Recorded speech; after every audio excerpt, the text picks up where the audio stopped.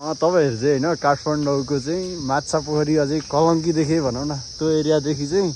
यता चक्रपथसम्मै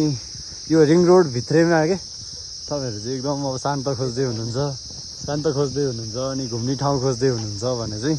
यो ट्याक्क सामाखुसीबाट चोकबाट चाहिँ भित्रपट्टि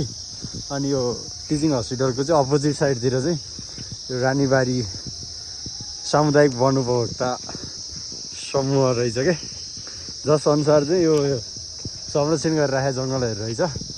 अनि आज म चाहिँ यहाँ साथीको माथि किरणकोमा ओ किरण के छ रमाइलो लाग्यो त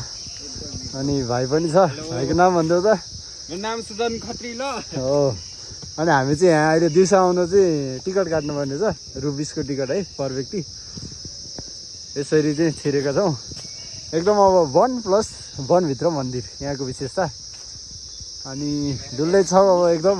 अब यहाँ पिस छ कि बाहिर त्यस्तो कोलाहल छ तर यो बिचमा पनि यो शान्ति भने यो जोगाएर राख्नेलाई चाहिँ धेरै धेरै धन्यवाद। That's all.